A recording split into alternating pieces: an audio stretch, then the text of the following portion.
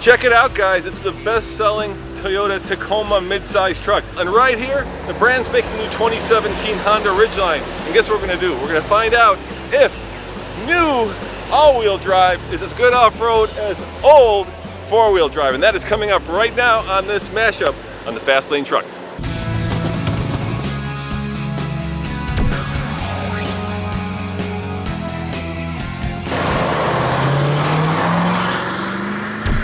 My name is Randy Skiles. I'm the all-wheel drive project leader for the 2017 Ridgeline. And we're in the Tacoma, and if I were a car manufacturer, I suppose this is the one I would benchmark, just because this is the class-leading truck. It seems like this is their marketing they've done. They've really, pushed that all four-wheel drive off-roading image. Yep. And it sells very well. So yeah, this is kind of naturally the benchmark you would want to maybe try to go for.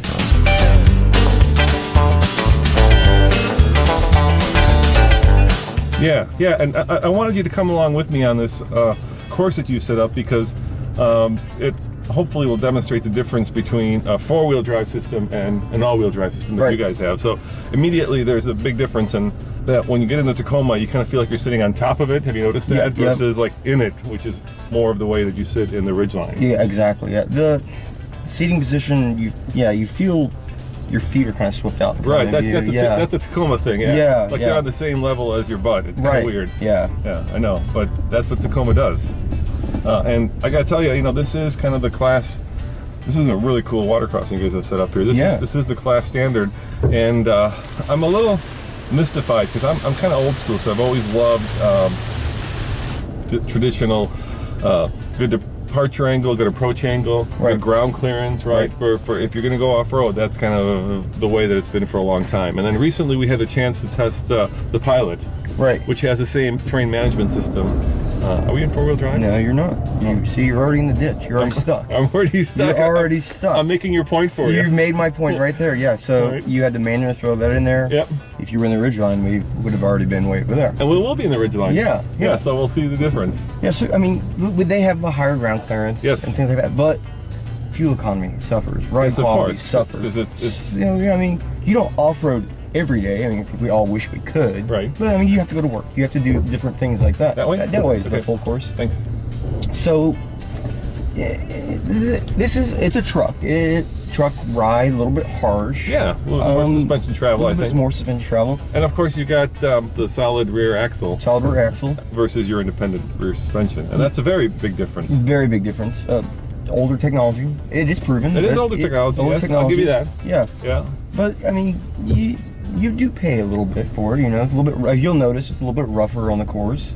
Yeah, but it also helps keep the wheels on the ground, right? I noticed later in the course we'll go over a bump that throws this truck's wheel maybe 6 inches off the ground, whereas the Ridgeline, that thing's like 3 feet off the ground. Right.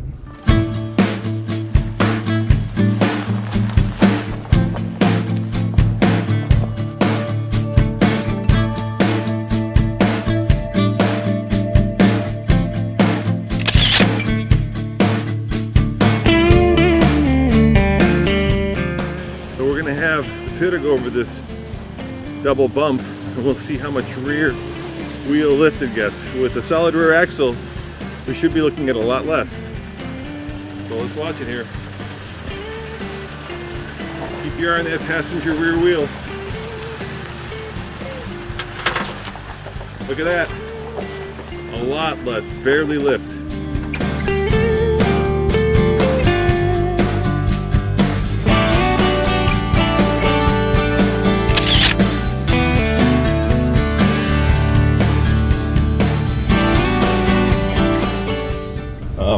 So this is a traditional setup in that there is a transfer case, high-low. So right now we're in 4 high, but if you wanted to, you could go into 4 low if you need a little bit more grunt. Yeah, you gotta stop and do all that. That's true. Yeah, it's easier. It used to be a big level. Big lever, Now it's just a little rotary thing.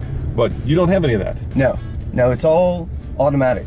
You don't have to explain the you're driving. Like, well, don't be in 4-wheel drive if you're going over 60 miles an hour on the, or if you're on, a dry road, all that. You will get the crabbing. Exactly, And there's a couple places up here that's kind of a tight corner. You kind of feel this system kind of bind up a little bit on you. Our system, people don't even know when it's working and not working. It's all autonomous. You just get in the car and go drive it. So it's kind of... let me just kind of paraphrase, right? So your truck is mostly front wheel drive until it senses slipping, and then it can appropriate power to whichever wheel it has the most traction. Is that right, or am I That's completely wrong. Okay, well, thank you. I'm glad you're in here. So our system is not front wheel drive first. Okay. So we have some proprietary logic that determines when do you need to be in front wheel drive or all wheel drive. All right. So depending on what you're driving, what you're doing, we're balancing out. Are you going for fuel economy, efficiency, or are you trying the ultimate traction performance? Right. So to say when and when we're not, no one knows. The customer never knows. It's seamless. It's magic. It's Honda magic. Yeah. So what is the logic? Can you tell me that? That begs the question. Ooh, I don't know if I can tell you. Way? So we're gonna go straight. This is the vectoring area. Okay, cool. So a little bit faster. A little bit faster. And this will not have. It does not have torque vectoring.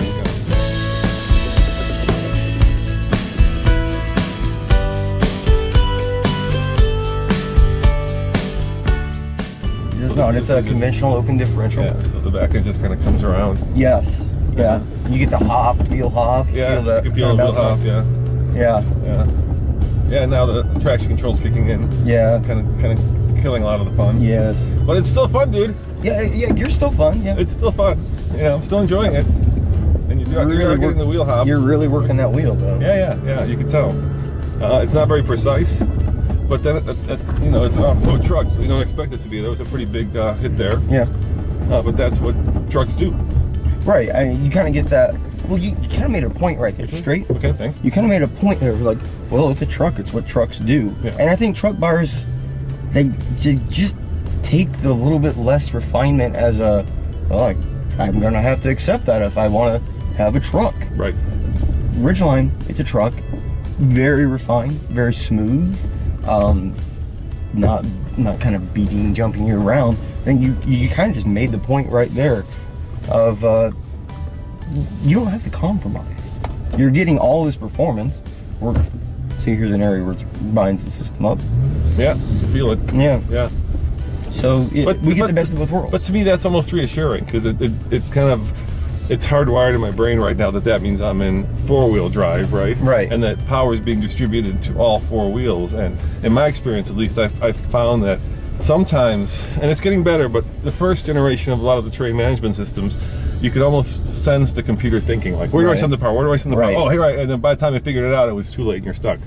Right here, I've got power going to, well, this one doesn't have a locking differential, does it? Nope. So this one basically has 2-wheel drive. 2-wheel drive, front to back, yeah, all the time. Yes. But if I had the one with the locking diff, I could get this in 3-wheel if you paid a little extra and got that extra feature, we're standard. Everyone gets it. So, I mean, technology's come a long way. Yeah. Honda just introduced their intelligent traction management, and a lot of thought, a lot of work went into it. And I'm a little biased, but I think our system is a little bit better.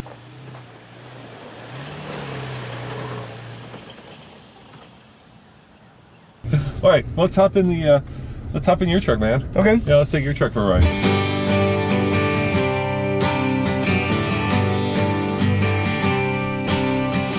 Still driving in the mud, the sand, all those areas, same place Tacoma can go, but you're getting some really good fuel economy out of it.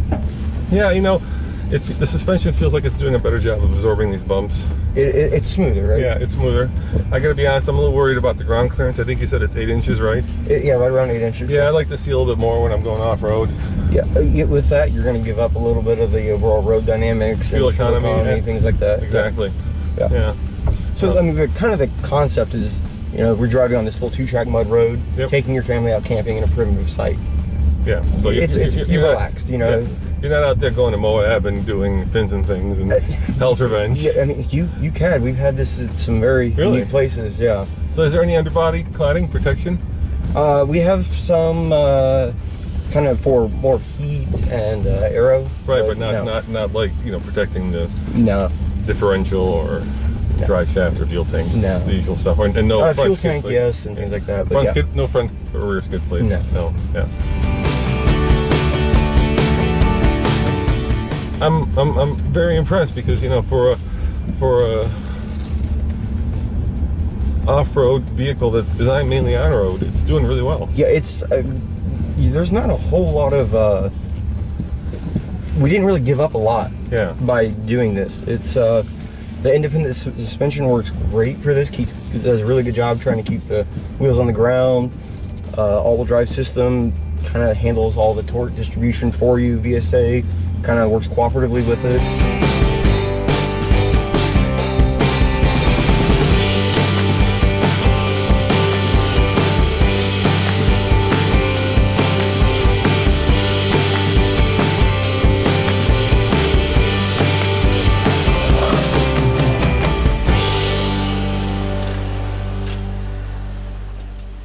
We should talk about torque vectoring. That one you can really feel. That one you can really feel. There. Yeah, there's a little bit of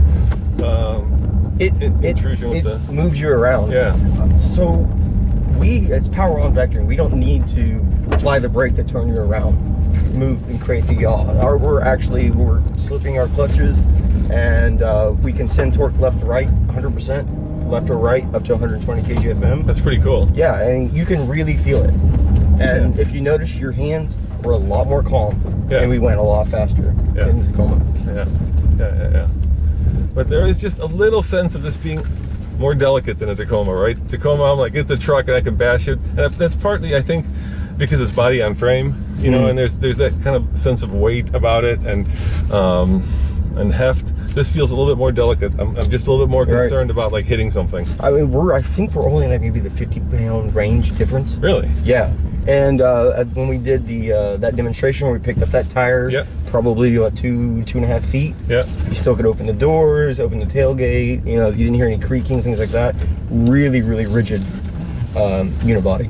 Now, right now, there are no plans, right, to have like a specific off-road version. Like Nissan has their Pro 4X, Toyota has their TRD Pro, Chevy has their Z71.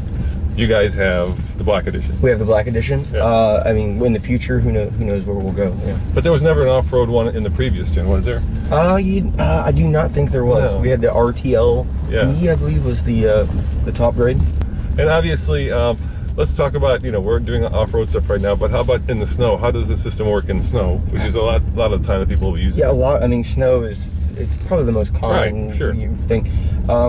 Really, really shine. A lot of the cooperative controls are active in snow with the VSA, communicating constantly with the rear diff. The tire we mentioned looks like a road tire. Really good traction, and the vectoring. It really helps keep the vehicle secure, move it around. It's really nice. Let's talk about like in real world applications. So I'm going down the road, for instance, and all of a sudden I'm on snow, and there's a car that's stuck in front of me, and I turn right, and you know, because of the lack of grip, I want to go right, but the car starts sliding straight. Does the torque vectoring actually then start to hit the brake so that it helps me go to the direction that the steering wheel is aimed at? So we do have a technology called AHA. Yeah. It's the brake assist. Okay. So that will work cooperatively with the all-wheel drive system and start to move the vehicle by brake, and then vectoring can move you up through, you know, power on. We don't have to rely on the brakes to fully move you.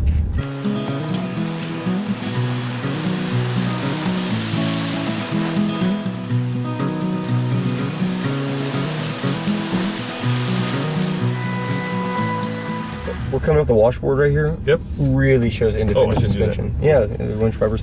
Keeps it really flat. You can accelerate through here, and it keeps the wheels down. The conventional system, solder axle, it's kind of stepped out. Yeah, it's better. Ours tracked right in. Yeah, it's much better. It absorbs a bump. It doesn't get that kind of the dancey feeling. Yeah, it's very flat. Yeah, where you feel like you're more in the air than on the ground. Yeah. Yeah. So we're coming up to the hill. You hit the feel the hill detection logic and hill hold assist. Okay. So another one of those cooperative controls. Right. The all-wheel drive system senses you're climbing a hill, and we send more torque to the rear for you, kind of just making it easier. You don't have to worry about wheel slip and things like that. You just kind of relaxedly climb up to the sky here, and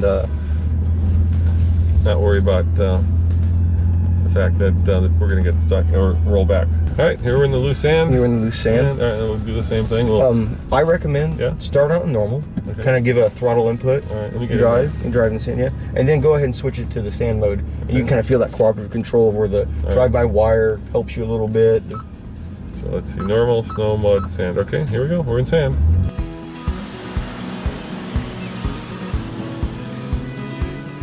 Yeah, so it feels like you're appropriating more power and torque. Right. It just keeps it instantly kind of pulls you up on top of the sand, moves you forward, and keep in mind your tires are still fully aired up. Yeah. So if you want to go that kind of the optimal area, you can air down, and with the intelligent traction management, we're not going to inhibit you with VSA because you're telling it, hey, I'm in the sand. So, I mean, this is where you're going to put a wheel up. This is where you're putting a wheel up, but it doesn't really matter because we have that twin clutch system. Actually, 2 wheels up. 2 wheels up, and it would have been stuck in the open differential system. The twin clutch applies torque both sides, moves you quite right forward. Here we go.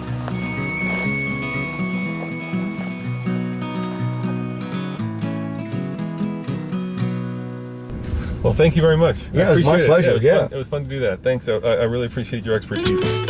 Did you know that the mid-size truck market is red hot? Behind me is the new Chevy Colorado, and they can't build enough of them. Here is the segment leader. It owns almost 70% of the mid-size truck market, the Toyota Tacoma. And yet, that truck is also increasing in sales because the segment keeps increasing. And now, here comes the second generation Honda Ridgeline, trying to get as much of that mid-size truck market as possible. And yet Honda has taken a very interesting approach to competing with these two trucks.